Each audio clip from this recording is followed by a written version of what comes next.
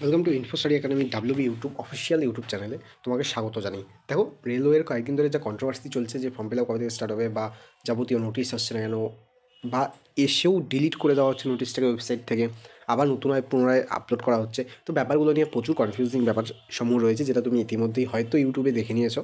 তো আমি তোমাকে খুব সংক্ষেপে বলার চেষ্টা করবো যে কোনো রকম চেঞ্জেস এসেছে কি না বা কী কী আপডেট এসেছে যেটা তোমার জানা উচিত এই মুহূর্তে। তো তোমাকে আমি সব কিছু বলে দেবো। চলো ভিডিওটা শুরু করা যাক। তো দেখো, নতুন যে কোনো রকম চেঞ্জেস বগেরা কিছু নেই, ঠিক আছে। তো শুধু এখানে কী বলা হয়েছে দেখে নাও, আমি তোমাকে একটু ডিটেলসটা বলে দিই। দেখো, ডিটেলসে বলা হয়েছে যে, জাস্ট মিনিট, যে তোমাদের কিন্তু যে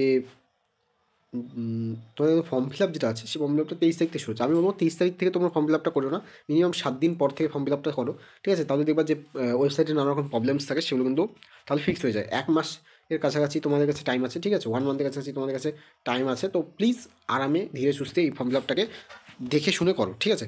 তো এখানে নানা রকম জিনিস তোমাদের বলা হচ্ছে। এবার কিন্তু তোমাদের 8th পে কমিশন চলে এসেছে সেন্ট্রাল গভর্নমেন্টে। তোমাদের এখানে বয়স সীমাটা দেখে নাও, 18 থেকে 36 বছর, ঠিক আছে, 32,438। এখানে অনেকেই ভেবেছিল যেহেতু পিডিএফটা ডিলিট করে দেওয়া হয়েছে ওয়েবসাইট থেকে, কি 32,438 কি ভ্যাকেন্সি বাড়বে।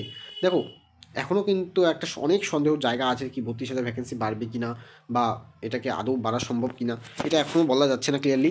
বাড়তে পারে, নাও বাড়তে পারে, তবে না বাড়ার চান্সটা 20% এবং বাড়ার চান্স আছে 80%, ঠিক আছে। তো এরকম করে ভেবে নিতে পারো, চান্স খুবই আছে, আবার নেয়ও।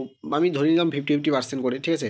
থাকলেও থাকবে, নাহলে নেই, তুমি ধরে নাও এটাই থাকবে, ঠিক আছে। বাদ বাকি বলা যায় না, কারণ এলপির ক্ষেত্রে ব্যাপারটা একদম আলাদা হয়ে গেছিলো। যাই হোক, তো দেখা যাক এখানে আর কী কী বলেছে, তোমাকে আমি একবার দেখে দিচ্ছি। তো যে তোমাদের যে এজ লিমিটটা আছে, সেটা 1/1/2025 থেকে কিন্তু ধরা হবে, ঠিক আছে। এবং ওবিসিদের জন্য তোমাদের জানোই যে 3 বছর কিন্তু ছাড় রয়েছে, 3 বছরের ছাড় কিন্তু ওবিসি ক্যান্ডিডেটদের জন্য রয়েছে, ঠিক আছে।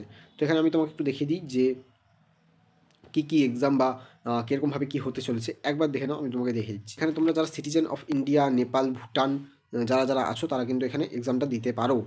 এবার বয়স কিন্তু বাড়িয়ে দেওয়া হয়েছে, ঠিক আছে, 36 করে দিয়েছে, 18 থেকে 36। এবার কিন্তু 10th পাস, ঠিক আছে, তোমার অর 10th প্লাস আইটিআই, ঠিক আছে, আর 10th পাস প্লাস এনসিভিটি যদি থাকে তোমার কাছে, ঠিক আছে, এনসিভিটি সার্টিফিকেট, সেগুলো কিন্তু নিয়ে তুমি বসতে পারো। মানে 10 পাসটা বসতে পারবে, এটা তুমি একটু দেখে দিচ্ছি তোমাকে, যে 10th পাসটা কিন্তু বসতে পারবে। আর যেটা ফিজের কথা দেখে নাও, ফিজের কথা তোমাদের কিন্তু 500 টাকা করে লাগবে, ঠিক আছে। তোমাদের কিন্তু ফিজ 500 টাকা করে লাগবে। তো এই হলো বিষয়। এবং যারা PWD, female, transgender, ex serviceman candidate আছে, SC ST minority communities, economically background class, তাতে কিন্তু 250 টাকা লাগবে, ঠিক আছে। তো আমি তোমাকে আরেকটু যেগুলো দেখার জিনিস আছে সেগুলো আমি তোমাকে দেখে নিই।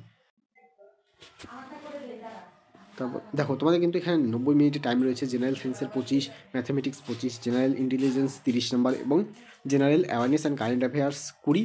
টোটাল 100 নম্বরের পরীক্ষা হবে এবং 1/3 কিন্তু তোমাদের কী আছে, নেগেটিভ মার্কিং আছে, ঠিক আছে। তো এই হলো বিষয়, ঠিক আছে। এগুলো তোমাদের আছে। এই পিডিএফটা তুমি যদি পেতে চাও, তো আমাদের টেলিগ্রাম চ্যানেলে অবশ্যই জয়েন হয়ে যাও। টেলিগ্রাম চ্যানেলের লিঙ্কটা এই ভিডিও নিচে থাকবে, সেখান থেকে তুমি এই পিডিএফটি পেয়ে যাবে।